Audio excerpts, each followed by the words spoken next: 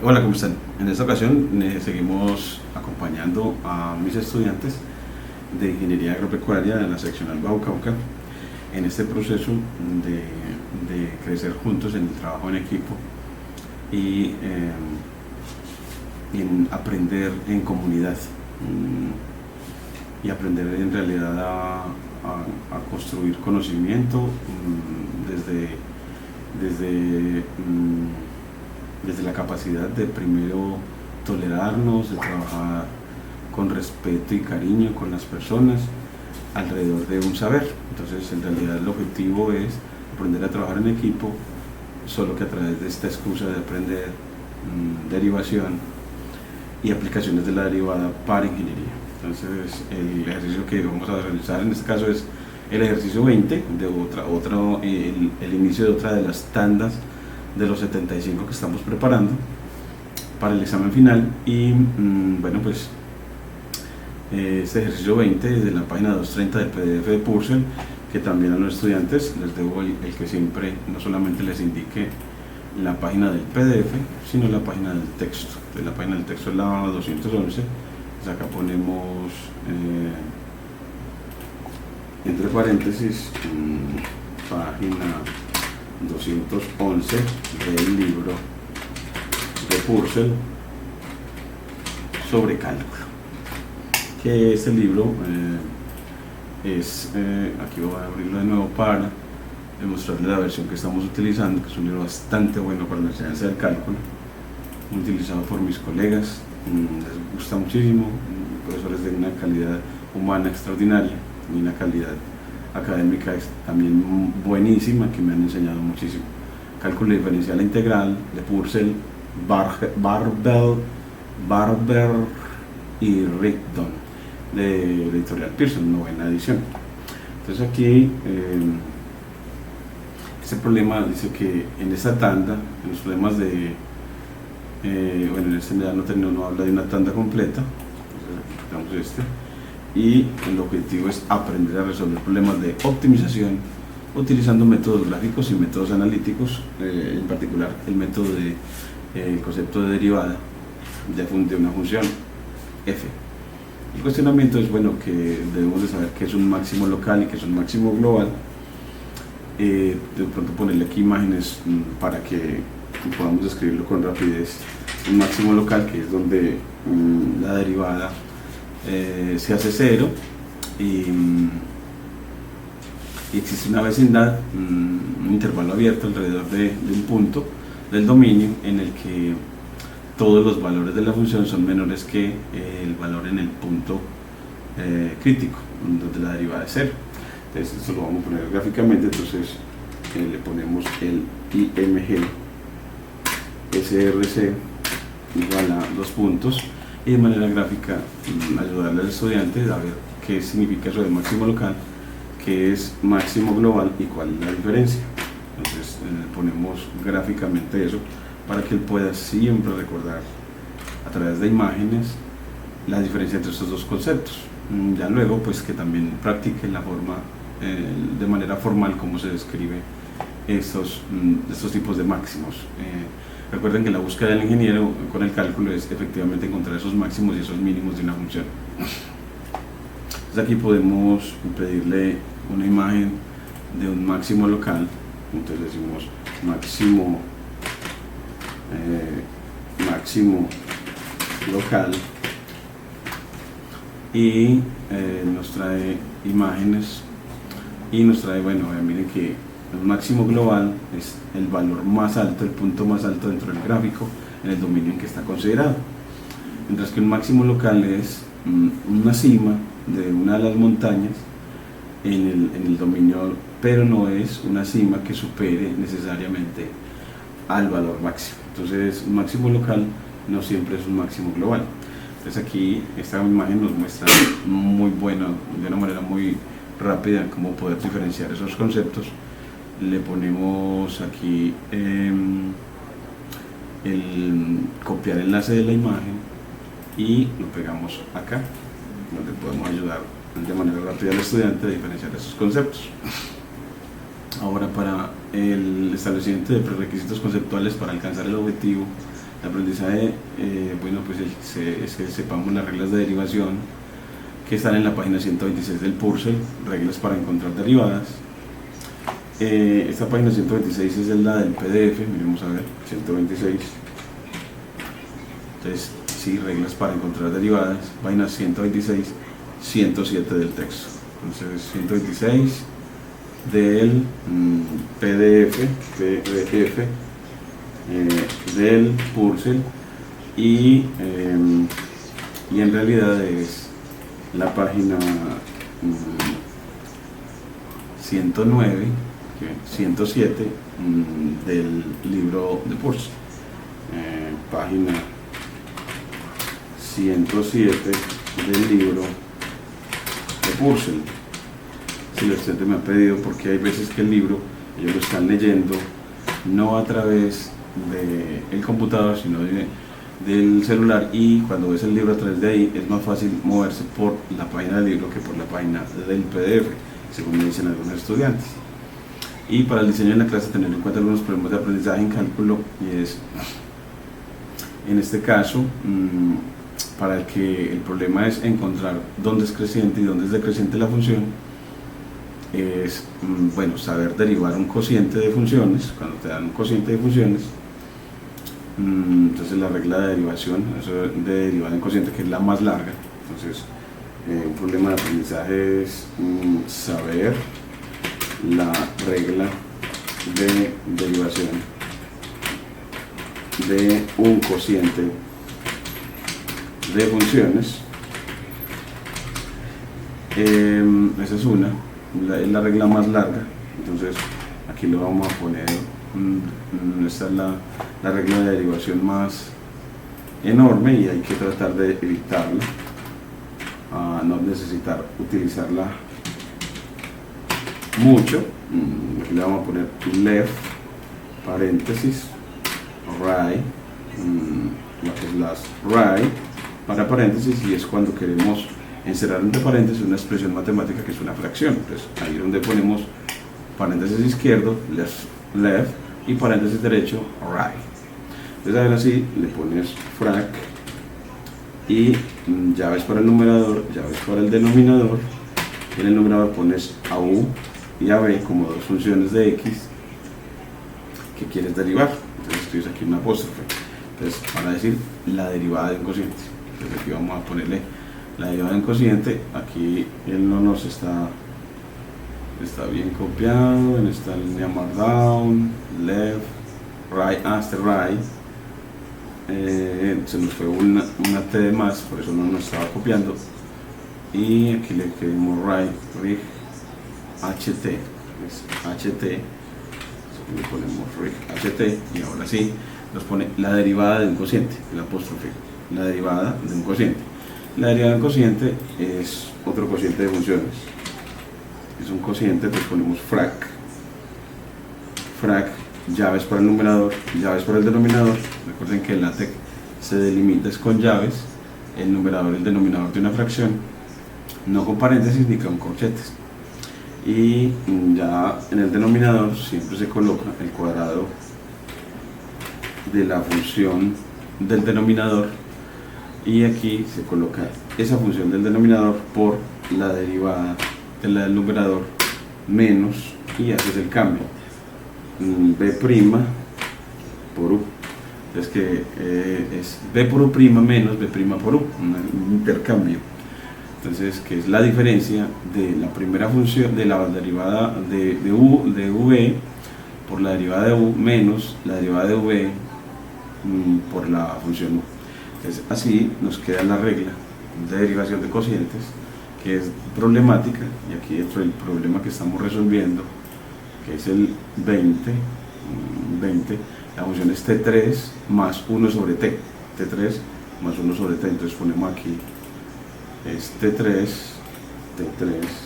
t a la 3 más frac 1 sobre t. Entonces aquí le quitamos todo esto, es decir, es la función cúbica más la función recíproca, es la suma de la función cúbica y la función recíproca. Así se define g. Es como que uno identifique siempre las funciones, que la función g es la suma de la función cúbica y la función recíproca. Entonces en la identificación podemos la función dada que es la suma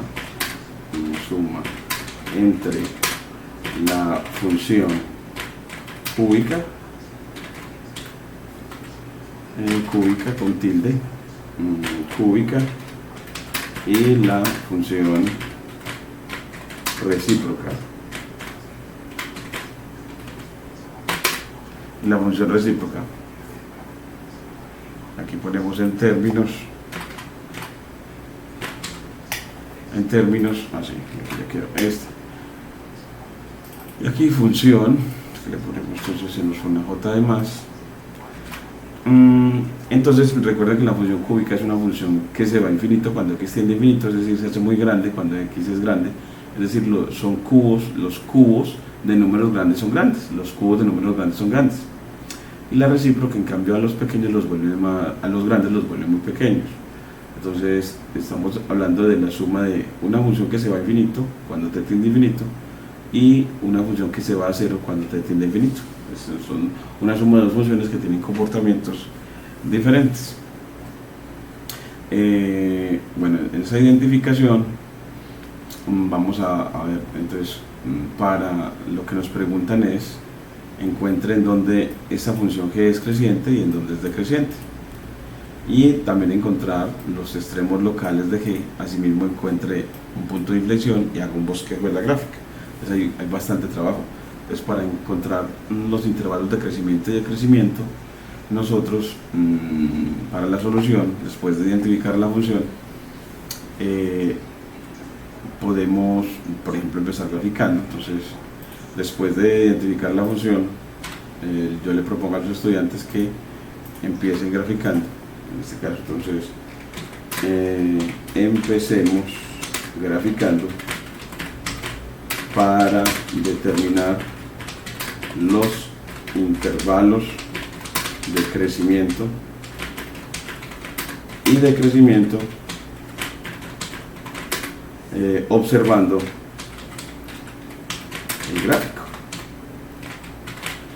Y en realidad podemos responder a todas las preguntas a partir del gráfico. Entonces, ¿y cómo hacemos el gráfico? Pues para él importamos import numpy as np, que es una librería experta en vectores y matrices y en funciones matemáticas. Cálculo numérico de Python, una librería de cálculo numérico de Python, de ahí el nombre NumPy.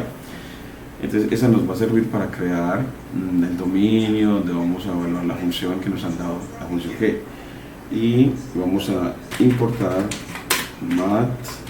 matplotlib.pyplot as plt,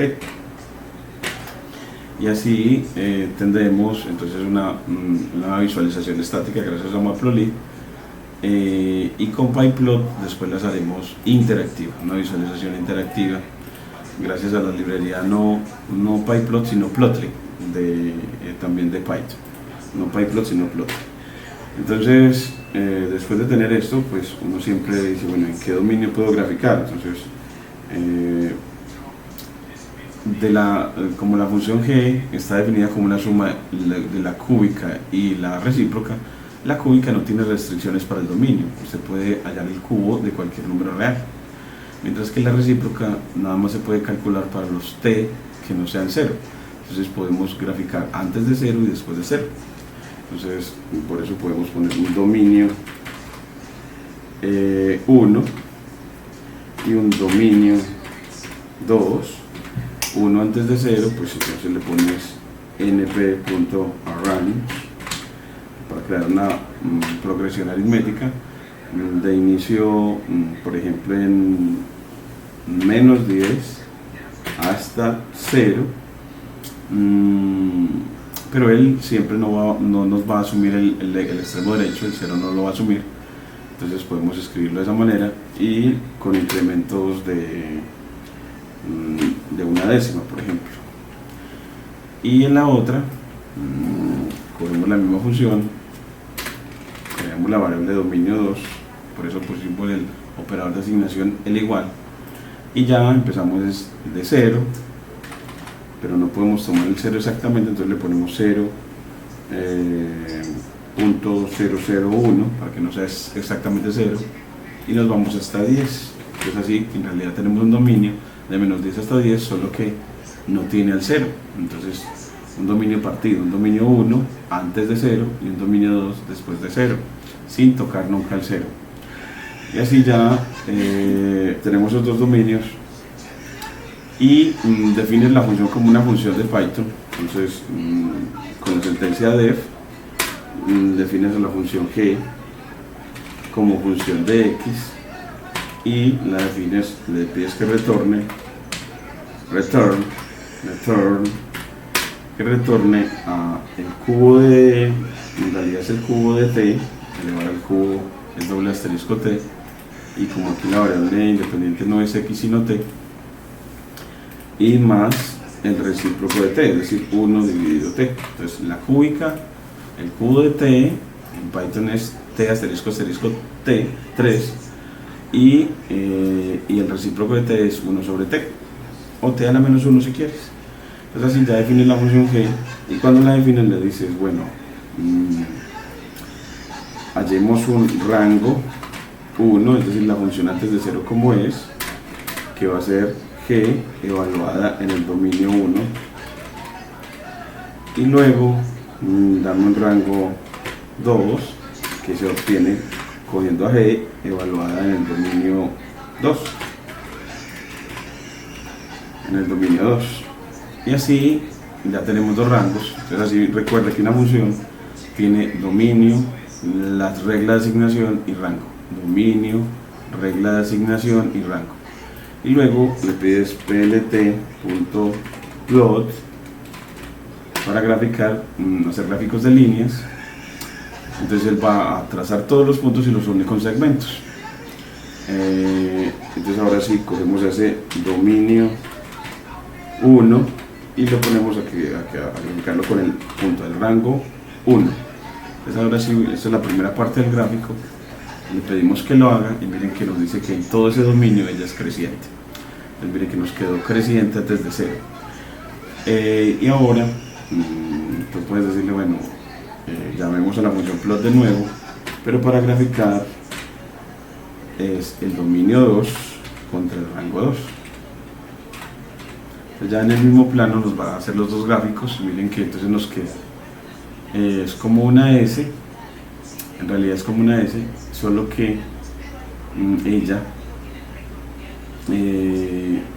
alrededor del 0 asume valores muy grandes, por eso nos pone este pulso vertical acá, y es que alrededor de 0 los valores se hacen muy grandes, porque recuerden que cada vez que se tenga la recíproca, la función recíproca alrededor del 0 se hace muy grande, es decir, a los números t muy pequeños la función recíproca los vuelve gigantescos. Entonces nos quedaría un número gigantesco más un número muy pequeño. Entonces es como que en definitiva quedará un número muy grande.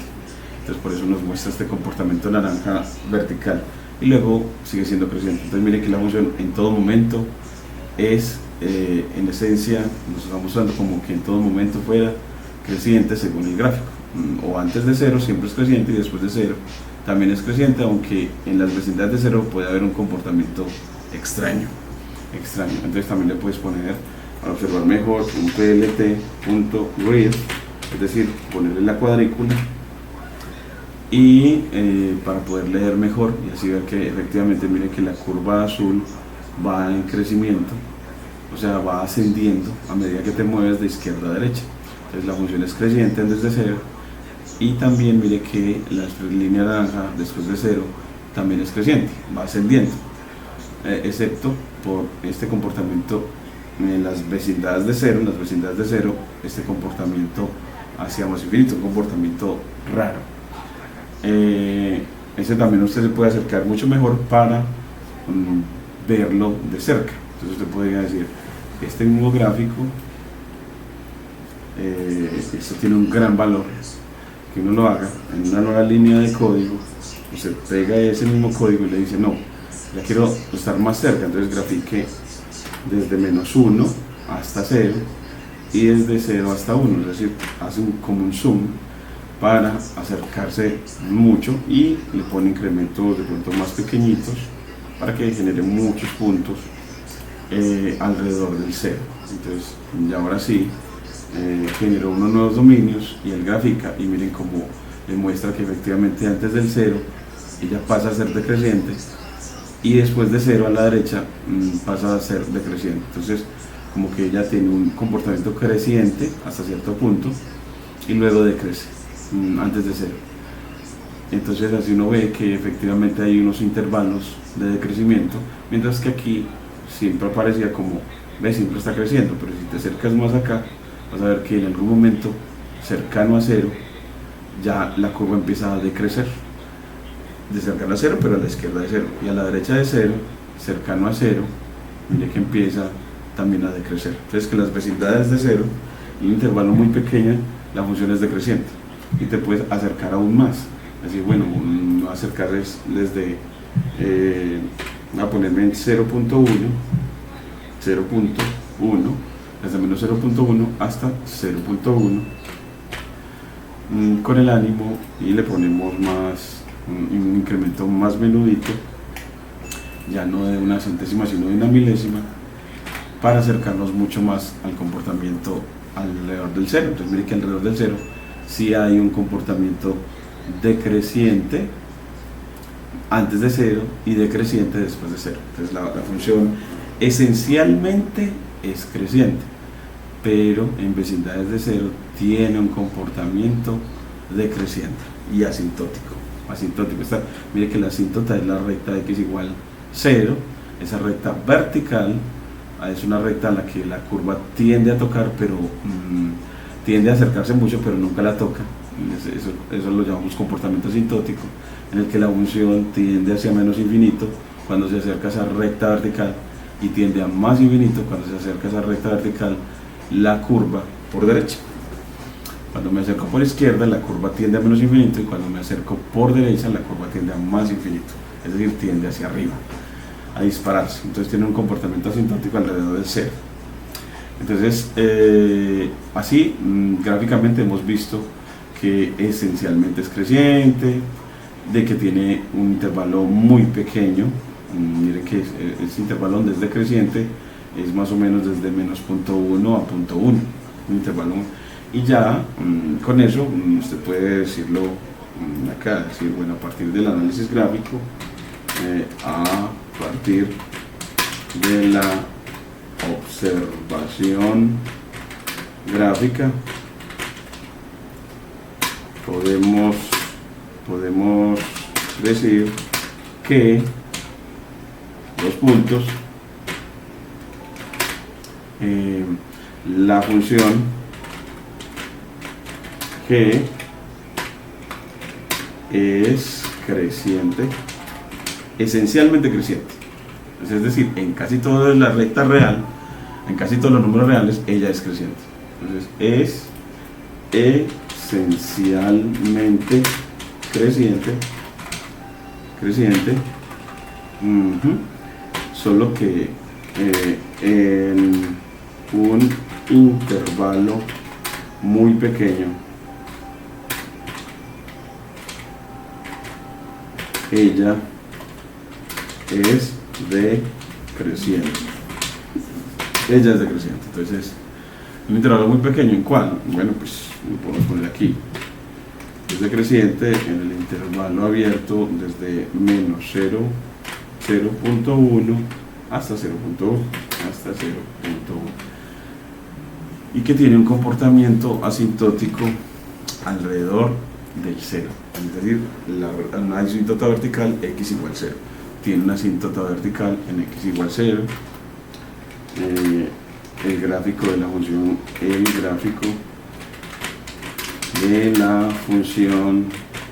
que tiene una asíntota vertical, la cual es la recta de ecuación x igual 0. Es una recta vertical, es el conjunto de todos los puntos del plano de abscisa 0. O sea, la primera coordenada es 0 y las demás son cualquier número real. Es así, para graficarlo es muy sencillo, coges muchos puntos del plano, todos de primera coordenada 0, y te van a quedar sobre la recta vertical x igual 0, que es el eje Y. Entonces, ese es el eje Y. X igual 0 es el eje Y. El eje Y. El eje Y es la recta vertical x igual 0. Bueno, entonces, así ya tenemos la respuesta a la primera parte de la pregunta, de donde la función es creciente y decreciente a partir de la observación de 3 gráficos, o del gráfico, pero haciéndole zoom. Y ahora vamos a hacerlo analíticamente. Entonces, para eso le importamos de from simpy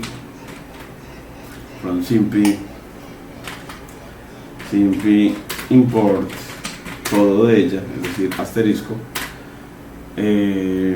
Vamos, después de que la importamos de manera masiva, esto es importación masiva de la librería SymPy de cálculo simbólico, que nos sirve para hacer cálculos analíticos como cálculos de derivadas, cálculo de límites, evaluación de funciones, derivación de las mismas. Bueno, entonces definimos la variable del problema, que es la variable t, con la función var de simpy, evaluándola en la cadena t, evaluando la función var en la cadena t, es decir, poniendo entre paréntesis como argumento a la cadena de caracteres t, es decir, a la t de delimitada entre comillas simples o dobles.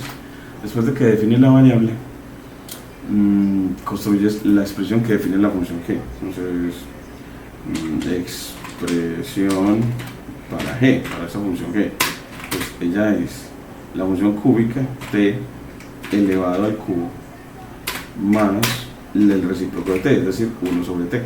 Es que uno lo lea de esa manera, es el cubo de t más la recíproca. Entonces, el cubo más la recíproca. Entonces, ponemos un comentario que es el cubo más el recíproco de t. Que sepamos los nombres de las funciones, al menos algunas que tienen nombre muy familiar. Luego que tienes esa expresión como expresión de Python, él te la puede escribir como en términos bonitos, en términos de la literatura, gracias a LaTeX. Entonces se le escribe expresión que, y aquí nuestro énfasis es el que el estudiante aprenda a manejar estos lenguajes en Python para ver el lenguaje literario bajo una presentación muy linda, gracias a LaTeX. Entonces, como integra Python con LaTeX. Sí. Entonces, aquí ya tenemos esa partecita. Y yo sí, ¿no? Apuntado que está bien.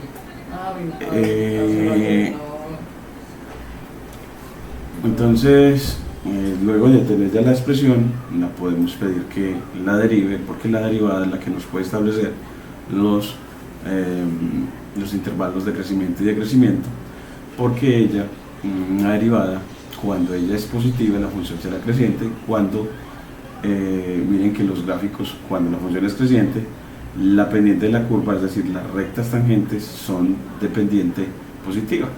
Entonces, así es que es el signo de la derivada la que nos dice el comportamiento creciente o decreciente de la función. Por lo tanto, entonces vamos a derivar. Entonces, cogemos y derivamos esa función, se la llamamos diff de, pero la función diff es con doble f, porque es diferenciación, en inglés se escribe con doble f, diferenciación o derivación de la función g, que está dada a través de la expresión de la función g en Python, que la definimos así como esa variable expresión guión bajo g, y le decimos que la derive con respecto a qué variable. Entonces le tenemos que indicar la variable y él efectivamente nos aplica la derivada, pero la variable de este problema es t, entonces tenemos que corregir. y efectivamente nos aplica regla de la potencia para t cubo. La derivada de t cubo es 3t2 y la derivada de 1 sobre t, la debemos de aprender, es menos 1 sobre t2. También se puede deducir a partir de la regla de la potencia, porque 1 sobre t es t a la menos 1, y aplicas la regla de la potencia y te va a dar esto cuando hagas la expresión después de aplicar la derivación por regla de la potencia. Expresas el resultado como potencias de exponente positivo, aplicando la definición de potencias de exponente negativo.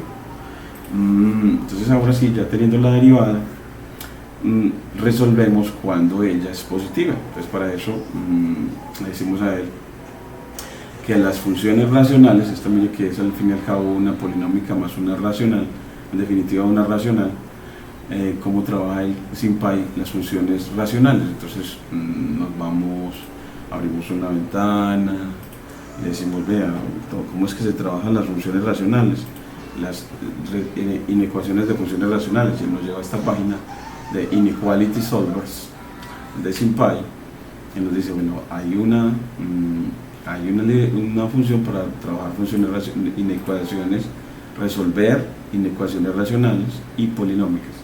Tomamos ese código para esa función, control C, lo traemos.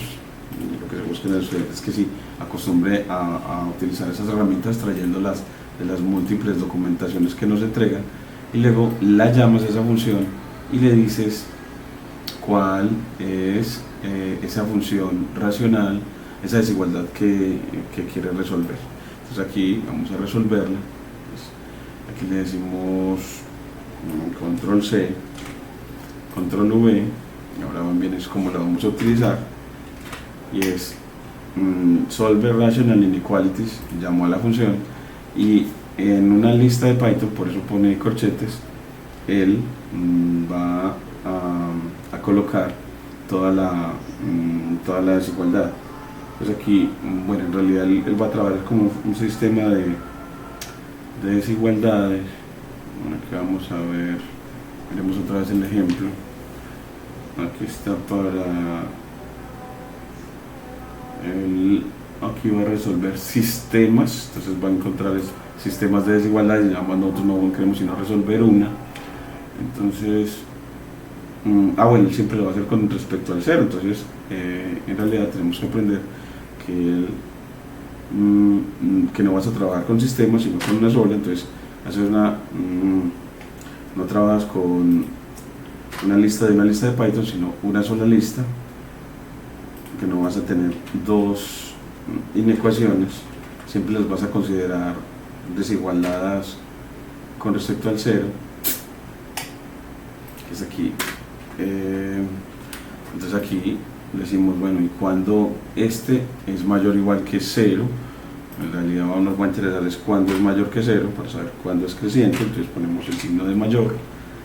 ¿Y cuál es la función? Pues 3t2, el primer polinomio es 3t2, 3 por t a la 2, lo pones de manera en lenguaje Python. 3t2 es el primer polinomio de la función derivada. Bueno, y aquí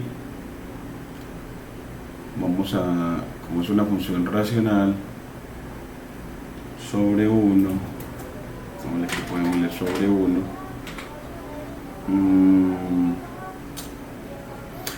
más menos 1 sobre t2. Entonces aquí nos quedaría, miremos a ver cuándo es una suma, qué más podemos hacer. Solve Pauli inequality. Esta es como si aquí tuviera un numerador y un denominador, una función racional. Y si le voy a sumar la otra, que le pongo numerador, denominador,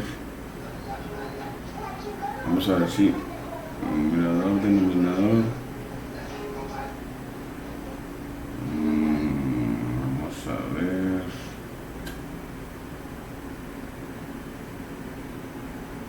Pauli inequality, vamos a ver cómo podemos ponerle esta otra, este otro,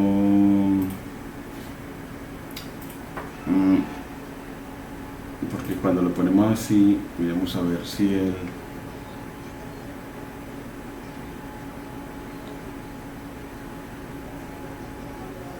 vamos a ver qué resuelve él hasta aquí. Y aquí nos dice que generator needed, no puede inicializar el diccionario sin un generador. Entonces nos está pidiendo un generador para poder trabajar. Y vamos a ver acá cuál podría ser ese generador, porque él generó dos listas en donde tenemos una desigualdad que es como una tupla, es decir, delimitado entre paréntesis.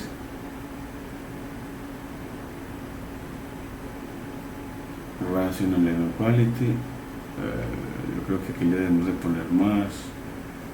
Vamos a ver aquí que le tenemos poly. Aquí necesitamos el generador. Vamos a ver acá.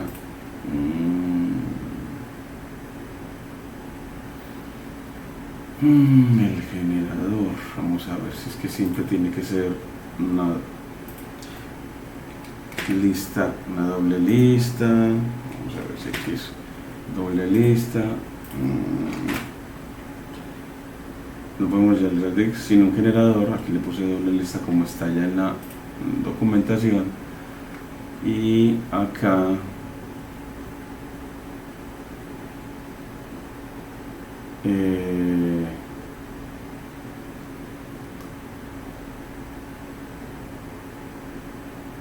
veremos a ver poly, un generador, siempre él para cada uno. Él tiene una tupla con el lado de la desigualdad y aquí un mayor o igual. Una tupla que tiene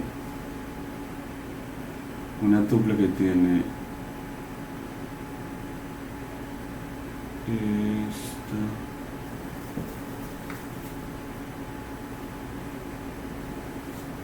como el signo de mayor o igual, en este caso como el signo de mayor antes del paréntesis. Bueno, aquí me quedaría faltando quitarle esta coma. Vamos a ver aquí qué más nos quedó faltando para resolver esta inecuación. La tupla poly, esta tupla que empieza acá y termina acá.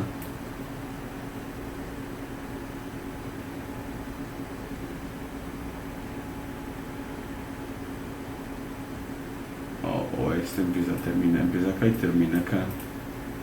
Luego genera una nueva tupla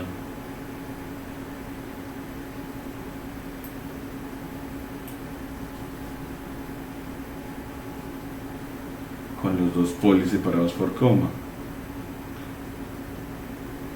Vamos a ver entonces.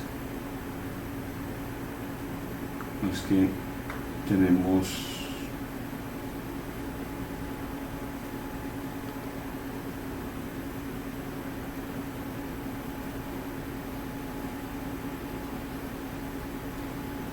aunque esta la podríamos poner como podemos sumar estas fracciones, y eso me quedaría 3t4 menos 1 sobre t2. 3t4 menos 1 sobre t2, entonces podríamos poner 3t4 menos 1 sobre t a la 2, a ver si así le ponemos mayor que 0. Aquí tenemos la primera tupla que es que tiene a poly actuando sobre 3t4 menos 1 y a poly actuando sobre t2. Bueno, miremos a ver qué más podemos hacer acá. Ahora sí no la resolvió, pero entonces la expresamos a toda esta suma como un solo cociente efectuando la suma. Entonces efectuando esta suma de fracciones algebraicas y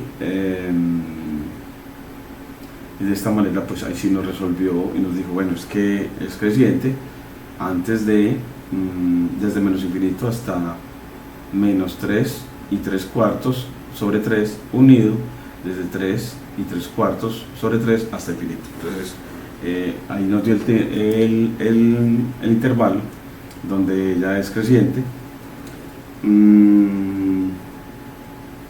Miren que entonces desde en el intervalo abierto, desde este número a este, ya tiene que ser entonces decreciente, pero como hemos visto, un intervalo muy pequeño. Entonces ya sí, le podemos decir que imprima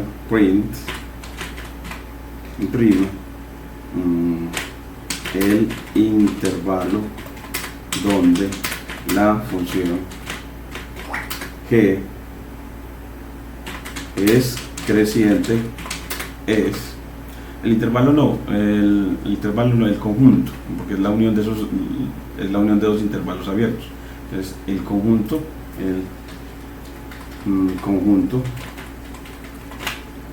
donde la función g es creciente es, aquí le ponemos cierre comillas, coma, y que es el resultado, pues para que cuando efectúe nos diga todo, pues, y aquí al final le pones el paréntesis de la función print. Y ahora sí, el conjunto de la función g es creciente es entonces la que le dice la unión de estos dos intervalos. Entonces aquí se lo expresa nomás de bien esa función, muy bacano. Y de acá ya se infiere que entonces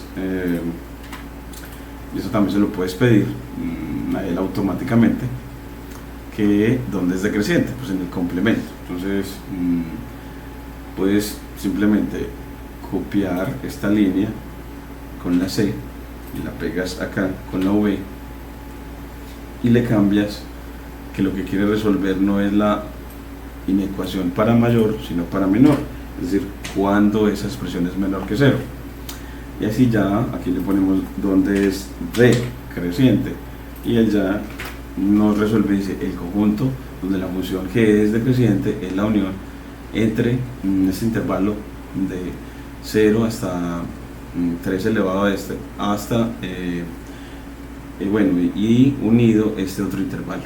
Entonces es un intervalo de números positivos unido a un intervalo de números negativos, desde -3 ala hasta el 0 y desde 0 hasta 3 ala.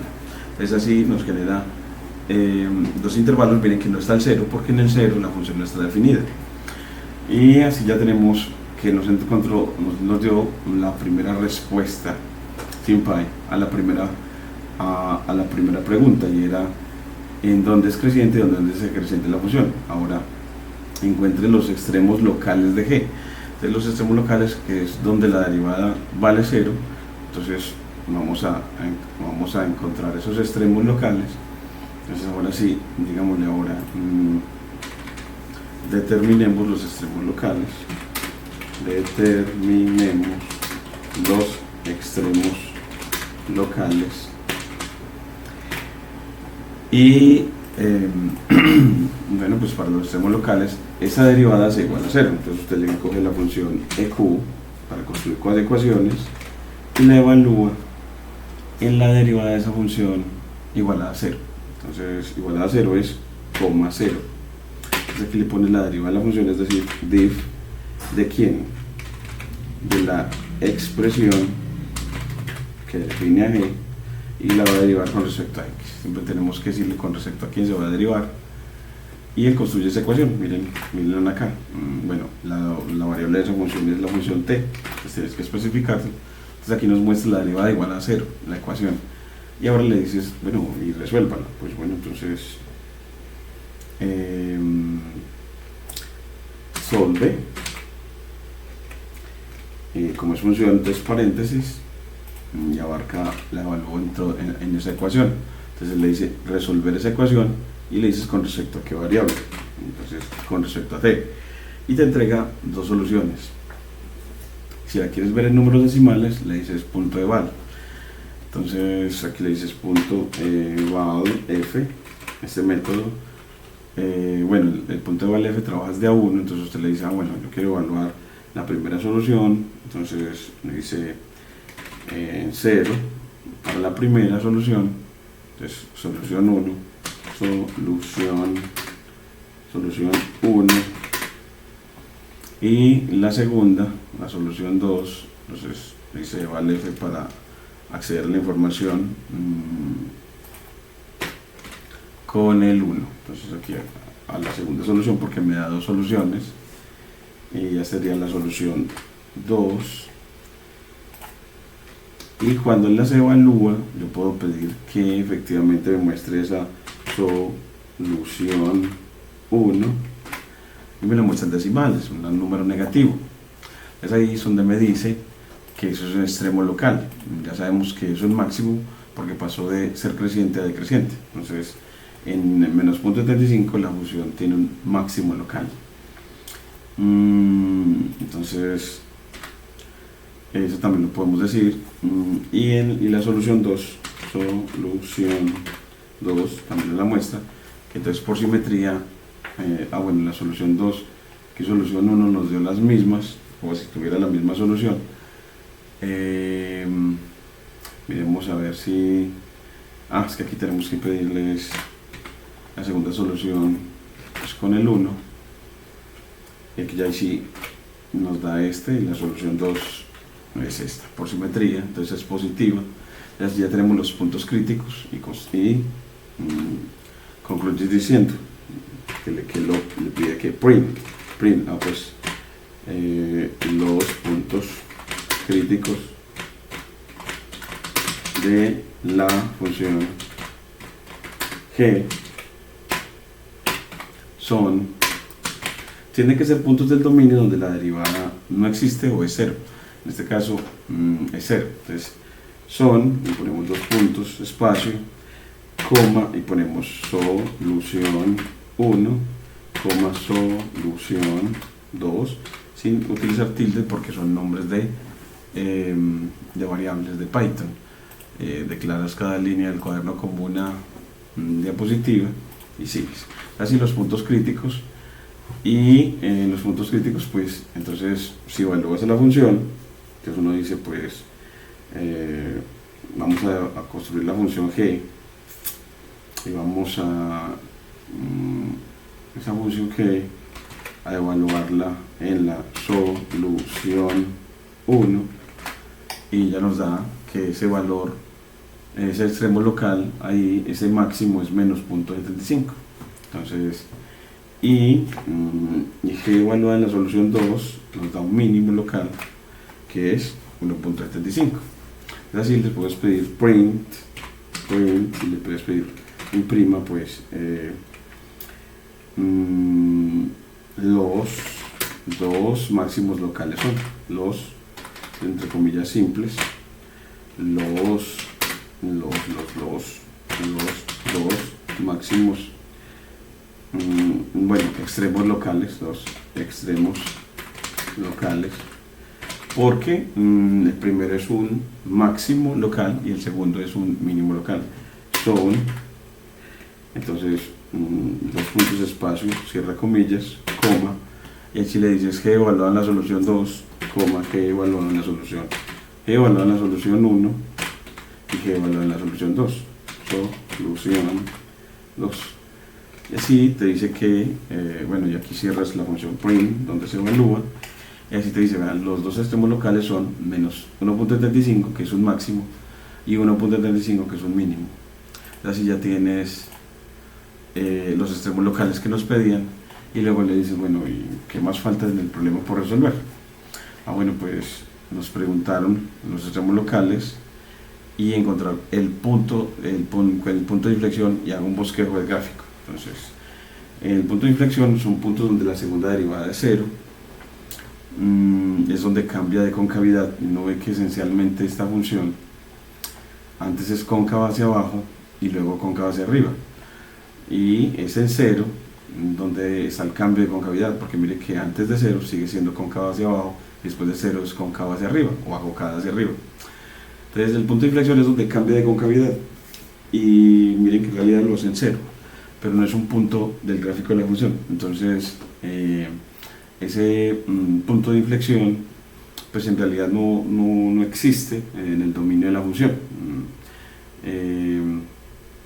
pero en x igual a 0 se da el cambio de concavidad. Entonces no hay un punto de inflexión porque la segunda derivada en cero no está definida, pero hay un cambio de concavidad en x igual 0. Entonces eso es lo que concluimos acá. Ponemos acá y es vemos que en x igual 0 hay un cambio de concavidad, de cóncavo hacia abajo cambia a cóncavo hacia arriba. Hay un cambio de concavidad de la función g de cóncava hacia abajo cambia a cóncava hacia arriba, pero como x igual 0 no pertenece al dominio de la función, no tiene puntos de inflexión, y como x igual a 0 no pertenece al gráfico de la función, entonces esta no tiene puntos de inflexión, porque los puntos de inflexión son puntos de cambio de concavidad, puntos del dominio donde cambia de concavidad o donde la derivada, pero siempre tiene que haber puntos de dominio donde la derivada es 0, la segunda derivada.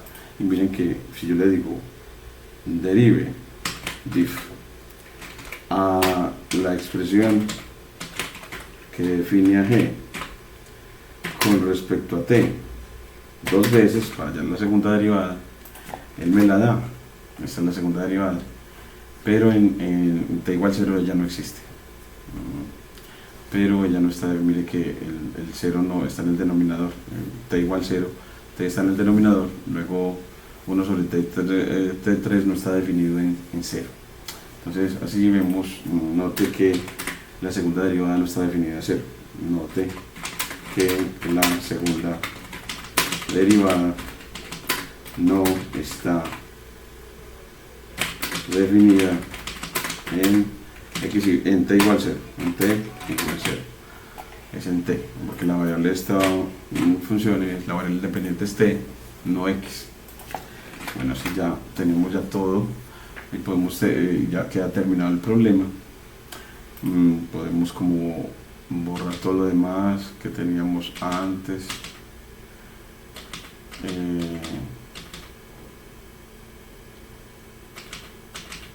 Y listo. Entonces ya con eso podemos revisar en presentación RISE, gracias a que el cuaderno se puede, para la comunicación científica, convertir en una presentación en diapositivas, que eso facilita la comunicación científica. Entonces aquí empezamos con ALR, título, secuencia conceptual. Para ver eso, este es el planteamiento del problema.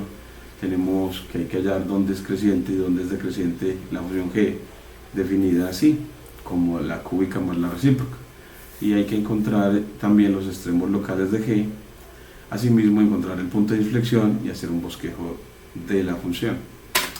Luego lo que hicimos para solucionarlo fue identificar de que ella era la suma de la función cúbica y la función recíproca. Eso nos permitió ver que entonces en 0 ya no está definida porque la recíproca no está definida en 0. Y empezamos graficando y lo hicimos en un dominio bastante grande de menos 10 hasta 10 sin incluir al 0. Entonces por eso tuvimos dos dominios, y cuando hicimos ese gráfico, al hacer los gráficos Shift Enter, él no lo hace con menos y nos muestra esencialmente una función creciente, miren, como una s de la cúbica, o sea que ya en realidad la función que sobresale entre esa suma es la función cúbica, x al cubo. La función nt tiende a desvanecerse para los valores más grandes de t. Entonces en realidad la que prevalece es la función cúbica en esencia. Entonces el comportamiento de la función cúbica es el que prevalece y la función cúbica es una s, por lo tanto globalmente la función es una de esas. Luego, pero cuando miramos más de cerca, la función sí tiene un comportamiento asintótico en x igual 0. Y entonces así vemos de que efectivamente sí es esencialmente creciente, pero en un intervalo muy pequeño de números reales ella decrece. Y para ver eso sacamos las conclusiones de esta observación gráfica. Entonces, que esencialmente ella es creciente, que en un intervalo muy pequeño, aproximadamente en este, ella es decreciente, y que tiene una asíntota vertical en t igual 0, t igual 0, que es el eje vertical, en t igual 0. Entonces aquí le vamos a poner control menos, es en t igual 0 porque la variable independiente aquí no es x sino t. Y con SymPy, definiendo la función g a través de una expresión de Python, puedes verla gracias al lenguaje LaTeX. Entonces ella traduce el lenguaje Python en lenguaje LaTeX para poder visualizar eso como en la literatura. Entonces esa es una de las ventajas de SymPy. Otra es derivar funciones. Aquí nos halló la derivada y luego de derivarla nos resolvió cuando esa derivada es mayor que 0, expresando esa derivada como un cociente de funciones, como un cociente de funciones polinómicas. Entonces, es decir, como una función racional en la que tenemos, nos va a generar, hay que generar una tupla. Aquí miremos que nos genera una tupla que tiene al polinomio del numerador, coma, el polinomio del denominador en la tupla, y esa tupla se guarda dentro de otra tupla que tiene a la primera tupla y a la cadena de caracteres que indica qué desigualdad vamos a resolver, que es cuando es mayor que 0.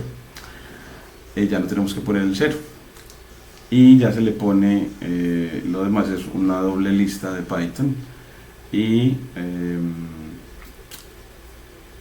simplemente evaluado pues esa doble lista o esa lista de listas en la función solve, en la función solve rational inequalities, para resolver inecuaciones racionales, y así ponerle el mensaje, el conjunto de la función g, aquí en lenguaje LaTeX. Y cuando en una cadena de caracteres pone el lenguaje LaTeX, aquí le pones un R para que reconozca que efectivamente vamos a trabajar LaTeX. Pero aquí, sin embargo, la función print es muy curiosita y no nos admite de todas maneras el cambio.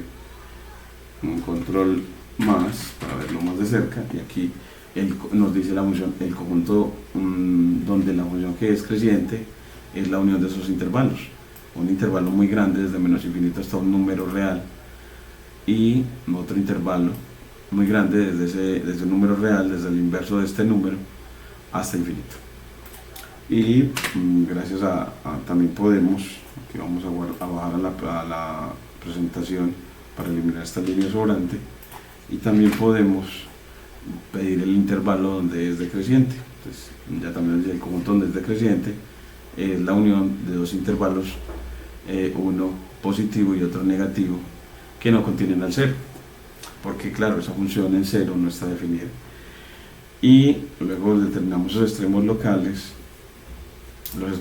hallando la derivada e igualándola a 0, y así hallamos los puntos críticos, el punto crítico 1 y el punto crítico 2. Entonces eso lo podemos aquí poner de una manera que me parece muy didáctica en Python, que es llamarlo punto crítico 1, punto crítico 1 y punto crítico 2. Entonces llamar los puntos críticos que son los de la derivada de 0 o no existe, punto crítico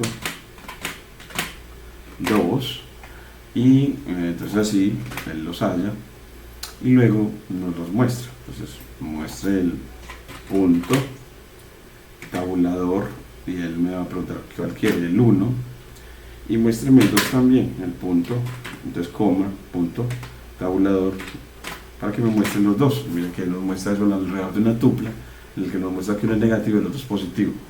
Ya entonces lo borramos y decimos, bueno, entonces los puntos críticos son, a través de la función print, el punto crítico 1 y el punto crítico 2, el punto crítico Esto es lo que me parece muy didáctico en Python, es que usted las variables las llame efectivamente, las puede llamar en realidad de acuerdo a lo que ellas son.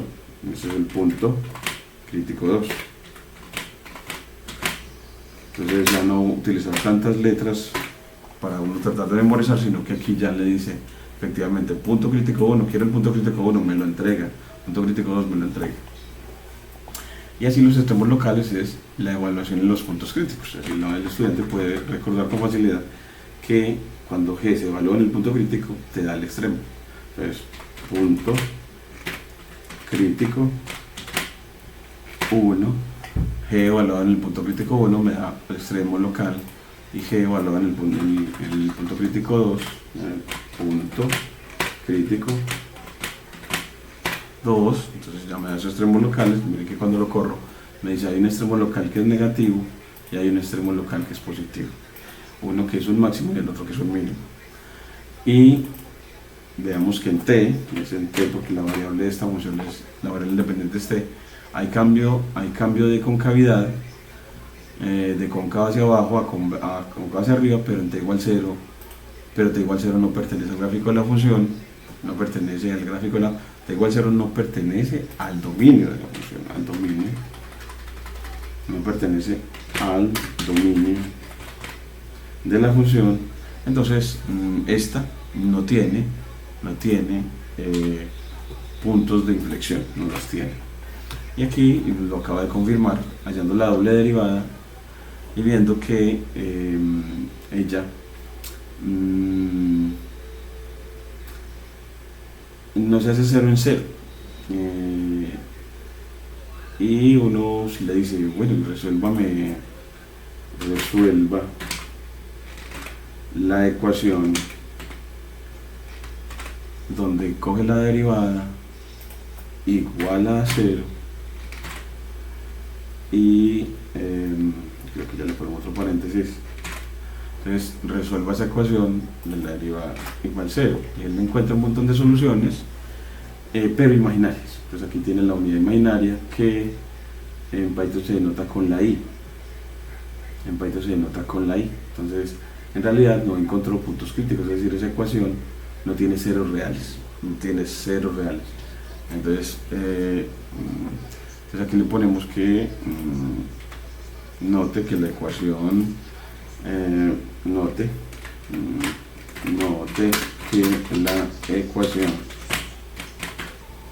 ¿cuál? G', la segunda derivada de t igualada a 0 no tiene soluciones reales,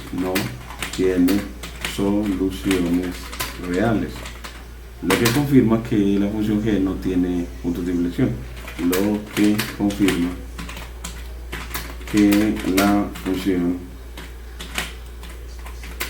tiene puntos de inflexión. Recuerden la definición, un punto de inflexión es un punto del gráfico de la función en donde ella cambia de concavidad, en donde la segunda derivada es 0. Entonces tiene que ser un punto del gráfico de la función, entonces tiene que ser un punto con abscisa en el dominio de la función. Entonces eso también lo ponemos en nuestras grabaciones. Entonces aquí lo ponemos a través de Búcaro, la definición de punto de inflexión. Entonces le decimos permitir, entonces aquí le decimos, hombre, un punto de inflexión del gráfico de una función G es un punto del gráfico de la función en donde hay cambio de concavidad, de cóncavo hacia abajo a cóncavo hacia arriba o viceversa, y donde la segunda derivada va a dar 0. De ahí entonces que siempre el punto de inflexión tiene que, por ser un punto del gráfico de la función, entonces tiene que ser un punto en el que la primera coordenada sea un punto del dominio de la función original. Muchas gracias. Aquí ya guardamos, copiamos y ponemos en este modelo de aprendizaje invertido una grabación que le ayuda al estudiante a recordar la definición de punto de inflexión. Aquí le ponemos esa URL. Y así pues tenemos entonces toda la solución en una presentación muy agradable. Siempre puedes repasar, te invito siempre a repasar gracias a las presentaciones RISE en las que se te presenta el problema. Entonces aquí le vamos a poner planteamiento del problema, planteamiento del problema, y si levanto el planteamiento del problema, ¿qué dice? Hombre, es una función que donde hay que determinar dónde es creciente, dónde es decreciente, sus extremos locales y los puntos de inflexión, y hacer un gráfico de ella. Pues nosotros la identificamos como una función definida como la suma entre una función cúbica y una función recíproca, y empezamos graficándola en un dominio muy grande para ver, control menos, que la función era esencialmente creciente, esencialmente una S, así como la función cúbica, o sea que la función G es esencialmente una función cúbica. La función 1 sobre t para valores muy grandes de t, sea positivo o negativo, se va desvaneciendo. ¿Por qué? Porque el recíproco de números grandes siempre es muy pequeño, porque el recíproco de números muy grandes siempre es muy pequeño. Y luego nos acercamos más para ver que ya en un dominio más chiquito, la función sí es de un comportamiento asintótico alrededor de x igual 0, que le podemos poner más, control menos, alrededor de x igual 0,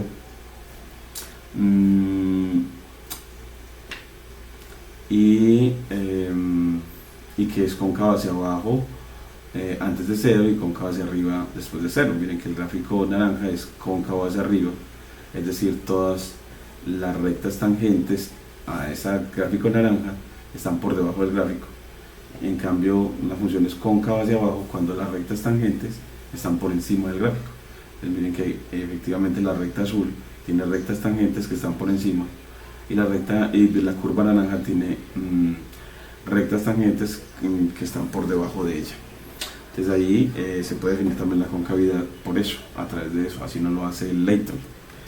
Y después hicimos, a partir de la observación gráfica, dijimos que esencialmente G era creciente, aunque en un intervalo muy chiquito de números reales era decreciente en ese intervalo, pero sin incluir el 0. Entonces usted puede decir simplemente que en un intervalo muy pequeño ella es decreciente.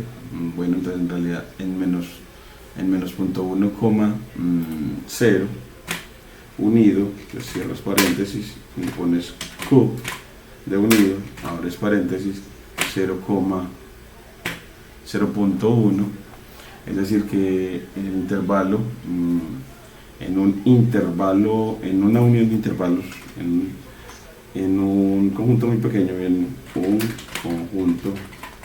muy pequeño, ella es decreciente. ¿En cuál? En la unión de estos dos intervalos pequeñitos. Shift Enter,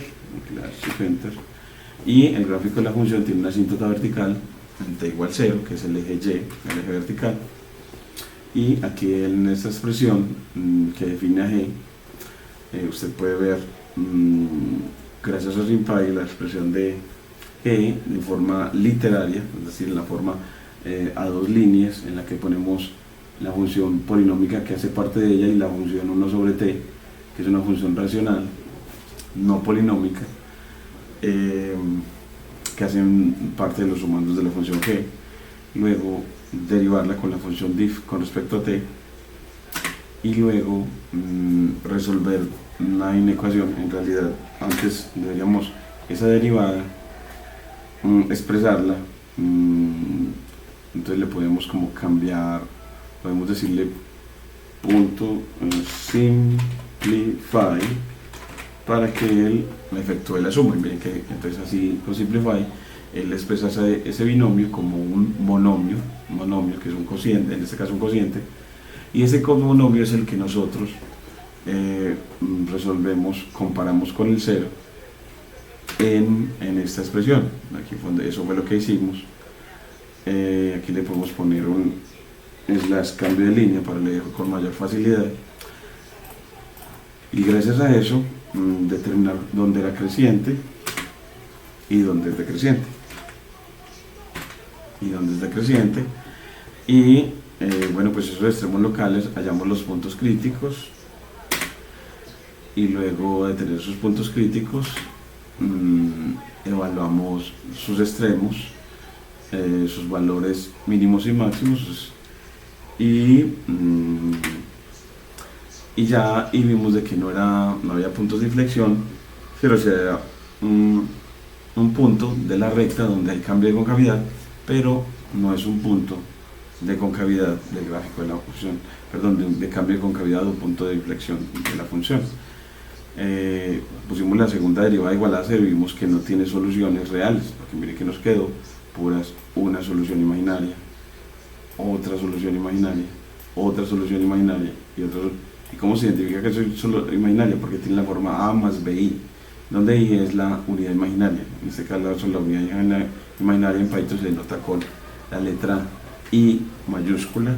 Y volviendo al cuaderno, uno puede traer esa unidad imaginaria para repasarla con la J. Entonces usted le dice 1 por J y él entiende que esa es la unidad imaginaria. Bueno, aquí no 1 por J. Vamos a ver si en Python, para que, bueno, creo que es 1 por J mayúsculo, vamos a ver aquí.